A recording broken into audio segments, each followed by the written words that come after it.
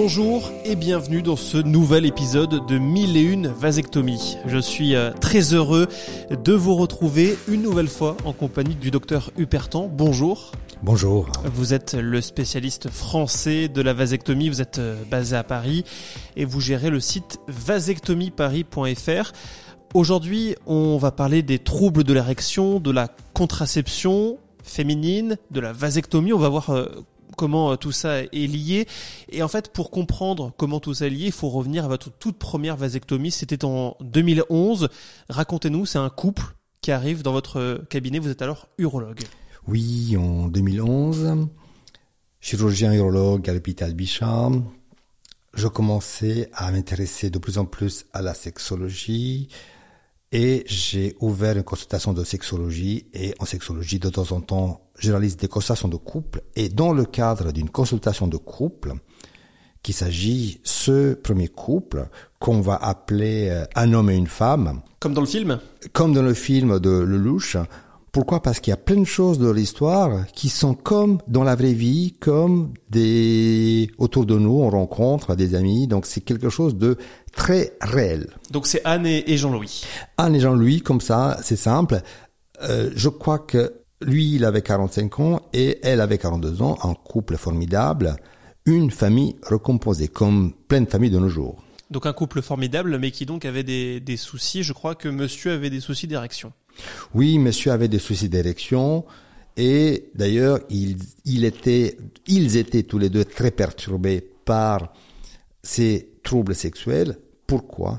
Parce que chacun sortait d'une séparation difficile, que cette séparation a commencé par des troubles érectiles.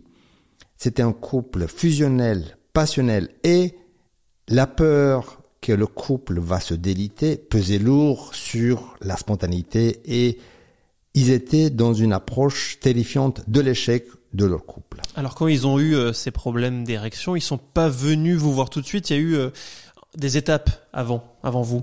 C'est un grand classique. On sait qu'en France, un homme sur 3 peut rencontrer à un moment donné des troubles érectiles. Qu'est-ce que l'on fait ? On va consulter son médecin, on va consulter un urologue et d'abord on va éliminer une cause physique, une explication biologique, hormonale. Et une fois que le bilan élimine une cause physique, une maladie, la réponse c'est psychologique. L'approche elle se réduit à la simple prescription. Prends un Viagra et tu vas gagner en confiance. Et dans le cas de notre ami Jean-Louis, est-ce que le Viagra fonctionne ? Bien sûr, ça fonctionne très bien, ça fonctionne même trop bien, à tel point que il est devenu addict au Viagra. D'ailleurs, la première fois que nous nous sommes vus en consultation, il était très agressif envers les médecines, les médecins, les traitements. Docteur, on m'a rendu addict au Viagra. Il en voulait presque au corps médical. Il en veut parce que nous tous, lorsqu'on nous propose un traitement quel qu'il soit, les bases, c'est de comprendre pourquoi on nous le donne. Or, en médecine fonctionnelle, et en particulier en sexologie, on peut ne pas avoir l'explication. Et quand on n'a pas d'explication, on va réduire à la plus simple expression, c'est psychologique, c'est dans la tête, prends ça et marche. Donc vous allez discuter avec Jean-Louis, avec Anne, et puis vous allez comprendre que finalement, le souci, c'est pas tant le Viagra, c'est plutôt la contraception, en fait, entre le problème. Je me suis toujours, en tant que sexologue, en tant que médecin, et puis de plus en plus, l'élément clé dans ma démarche, c'est le pourquoi. Quelle est l'origine ? Et en matière de troubles sexuels, il y a toujours un contexte, le couple, son histoire, et on a de l'autre côté l'élément déclencheurs, un ou plusieurs, qui vont amener au problème érectile. Et donc, c'est dans des consultations, dans des échanges, dans des récits, il faut écouter, comprendre au-delà, intégrer, faire la synthèse pour comprendre. Et dans leur cas, c'était simple. Je vais la résumer en quelques mots. Un couple passionnel, une rencontre fantastique lors d'une soirée chez des amis alors qu'ils étaient seuls, chacun avec ses 2 enfants suite à la séparation. Coup de foudre, passionnel, très amoureux, et pendant 3 ans, tout va parfaitement. Et un jour, il y a un problème d'érection, il y a quelques incidents, et que finalement, un problème qui était un incident ponctuel devient répétitif, et donc devient un problème pour l'épanouissement sexuel. Et là, il y a le souvenir du divorce d'avant, et ça pèse lourd pour la construction et l'identité du couple. Et en plus, je crois qu'à peu près à ce moment-là, donc Anne se pose des questions puisqu'elle prend la pilule, elle entend beaucoup de choses sur la dangerosité de la pilule, et elle se dit, bon, moi je vais arrêter. Ah, c'est même pire que ça, c'est que on sait qu'après 40 ans, et mon expérience dit qu'il y a le moment où la contraception féminine qui est fantastique a des effets secondaires, il y a des risques cardiaques, thromboemboliques, etc. Mais en fait, c'est son gynécologue qui avait arrêté la pilule, disant que à partir de 40 ans, elle fume, elle a des antécédents dans la famille de maladies cardiovasculaires, donc il a arrêté la pilule, il a proposé des alternatives, mais c'est l'arrêt de la pilule et basculé vers le préservatif qui a fait que le couple a glissé dans ces dimensions de perte de confiance. Donc on résume. Elle ne prend plus la pilule, monsieur a beaucoup de mal avec le préservatif, madame ne compte pas utiliser d'autres contraceptions, ils sont un petit peu bloqués. Sur ça, on rajoute effectivement ce qui est devenu quasiment une addiction au Viagra, c'est ce que vous disiez.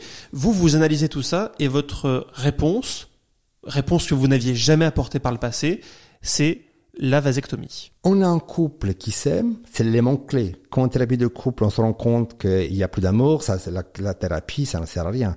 Donc, on a ce lien affectif très, très puissant. On a le why, l'explication, c'est la contraception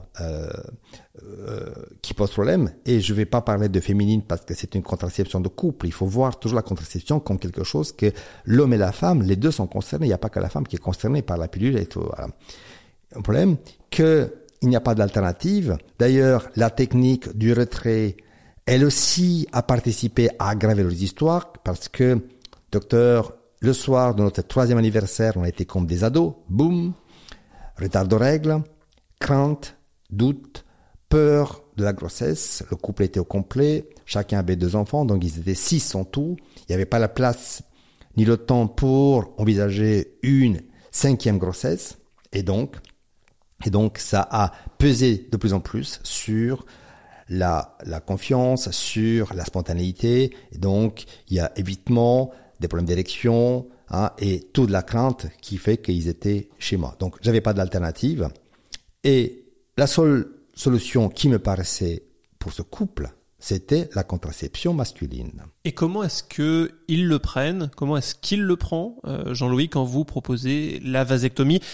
Remise en contexte, on est en 2011, on en parle encore moins qu'aujourd'hui. Déjà, au mot contraception masculine, ils étaient étonnés, ils ne savaient pas que ça existe. Ensuite, je détaille la vasectomie et rien qu'entendre le mot vasectomie, la réaction d'un Jean-Louis a été très virulente. Un sexologue ne devrait jamais parler de ça. On a perdu notre temps avec vous, tout ça pour rien. Réaction très violente. Très violente, très marquante, parce que c'est difficile à entendre en tant que thérapeute que tu as échoué, donc c'était une remise en question avec des mots crus, des mots durs. Donc, et j'ai vite compris que ce n'est pas son réaction naturelle, et c'était toutes ces mythes, toutes ces idées reçues sur la vasectomie, car en discutant, je me suis rendu compte qu'il pensait que la vasectomie c'est une castration, c'est faux. Que la vasectomie entraîne une baisse de libido et baisse de testostérone, c'est faux. Qu'après la vasectomie, il n'y a plus d'éjaculation, donc il n'y a plus d'orgasme, c'est faux. Que c'est douloureux, etc. Et donc, il a fallu faire de la pédagogie, informer, rassurer que la vasectomie n'a aucune conséquence sexuelle négative sur la sexualité de l'homme. Vous, donc, vous avez choisi la pédagogie. On aurait très bien pu imaginer que vous vous braquiez face à quelqu'un qui vous dit c'est non. C'est une tendance naturelle, ça nous arrive toujours parce que certes il y a la blouse blanche, il y a le médecin, mais derrière il y a l'humain derrière, bien sûr. Il y a l'humain, c'est pas facile parce que c'est une question, donc il faut, c'est de l'expérience, c'est de la maîtrise, et puis il faut se remettre en question, il faut accepter, et que ça, accepter son humanité, accepter que l'humanité, ça implique aussi de la pédagogie, d'expliquer, de communiquer. Pour ma part, c'est rarement que le patient a tort, c'est plutôt les médecins qui n'ont pas été assez pédagogues pour expliquer les tenants et les aboutissements d'un traitement qu'ils proposent. En expliquant tout ça, pendant que vous faites de la pédagogie, est-ce que vous vous dites que Jean-Louis et Anne vont finir par accepter, ou vous dites je prêche dans le désert là? Je me projette pas dans l'avenir. Encore une approche, c'est accepter la chose, et deuxièmement, être dans le présent. C'est avec du calme, avec de la pédagogie, j'explique, je rassure, mais c'est une décision qui a son importance, c'est à eux deux de prendre la décision. Donc c'est à eux de discuter. Donc, une fois que j'ai donné les détails, je les ai proposés de rentrer chez eux, de discuter, et que si ils acceptent le principe de la vasectomie, et notamment son caractère, qu'on disait à l'époque, définitif, ils reviennent vers moi pour envisager la suite. Sinon, on a toujours la solution Viagra, mais avec ses limites et ses impacts sur manque de spontanéité. Et puis, quelques temps après, Jean-Louis et Anne reviennent en consultation. Et là, je crois que devant vous, c'est un autre homme. Oui, parce que, vous savez, si on crée un lien de confiance avec les gens, si on est honnête, si on donne explication claire, exhaustive et adaptée à la compréhension, tout homme est prêt à accepter et à comprendre. Donc, ils sont rentrés, ils ont discuté. Il y avait quand même un léger doute, notamment de Anne, parce qu'ils avaient lu des articles sur le lien entre la vasectomie et le cancer de la prostate. J'ai éclairé tout ça, expliquant que non, il n'y a aucune preuve sur un lien potentiel cause à effet vasectomie, cancer de la prostate. J'ai insisté sur le fait que ça n'a aucune conséquence sexuelle négative masculine. Et à partir de là, Jean-Louis, clairement, c'est lui qui l'a dit, c'est lui qui l'a affirmé, parce qu'il voulait que ce soit sa décision. Pas une décision sous la contrainte, ni sous la pression de Anne. C'est lui, l'homme, qui a pris la décision, qui a pris comme une espèce de relais. Il a dit, docteur, on a réfléchi, je suis prêt à faire cette contraception masculine par vasectomie avec vous. Alors je pense que cette première vasectomie, comment est-ce que vous avez appris à les faire puisque vous n'en aviez jamais fait avant? Tout ça, ça fera l'objet d'un épisode, je pense. Qu'est-ce que vous avez, vous, appris de cette histoire? Quelles sont finalement les leçons à retenir de tout ça? Les leçons à retenir, c'est que il faut, dans notre approche médicale, il faut mettre au centre l'humanité. Il faut mettre au centre l'aspect humain. Il faut oublier ces dimensions stricto sensu médicales, basées la médecine, basée sur des preuves, c'est fantastique, c'est génial, il faut respecter, il y a des règles. Mais au-delà de ça, il faut écouter les histoires des gens, il faut comprendre pourquoi ils sont là, quel est leur cheminement. Il faut que la réponse soit adaptée. Alors, donc c'est une question avant tout d'humanité. Deuxième enseignement, c'est le fait que contraception, sexualité, parentalité, elles sont liées. Que en couple, c'est quelque chose de dynamique, qui change, qui bouge. Le couple à 20, 40, 60, 80 ans, c'est pas du tout le même couple.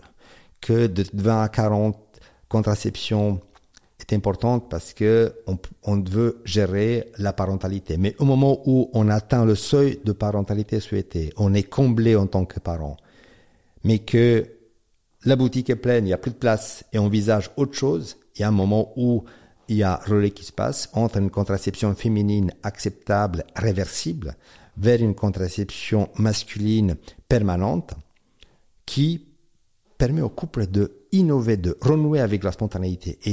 Et là, ça s'est vérifié année après année, près de 1000 vasectomies, et dans tous les couples, le couple s'est retrouvé encore plus amoureux parce qu'il y a cet élément nouveau de contraception masculine, de la responsabilité de l'homme, c'est qu'il y a plus de charge mentale du côté de la femme. L'homme prend sa responsabilité, il assure le relais, et donc c'est fantastique. Et donc dans le cas, la vasectomie a sauvé leur couple. 1000 vasectomies, vous disiez, c'est ce que vous avez réalisé, ça en fait des histoires à raconter. On parle de quoi la semaine prochaine? La semaine prochaine, on va s'intéresser à la contraception féminine. Pourquoi? Parce qu'avant d'être urologue, j'ai été gynécologue, j'étais interne de gynécologie aux hôpitaux de Bordeaux. et j'étais marqué par quelques histoires, donc une en particulier, une contraception féminine qui s'est mal terminée, qui a également marqué mon histoire, qui fait partie de mon cheminement, qui m'amène à faire des vasectomies. Alors, faut-il toujours rejeter la pilule? On en parle avec vous la semaine prochaine. Merci beaucoup, Dr Huperton, c'était un plaisir. Merci à vous, c'était fantastique, c'était super.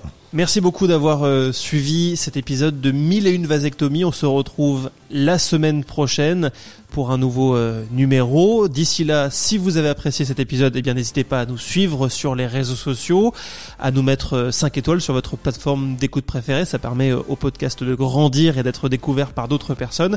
Et puis si vous avez une histoire à raconter, un témoignage, une réaction, vous pouvez nous écrire à audio@hupertan, hupertan.com. Merci beaucoup et à la semaine prochaine.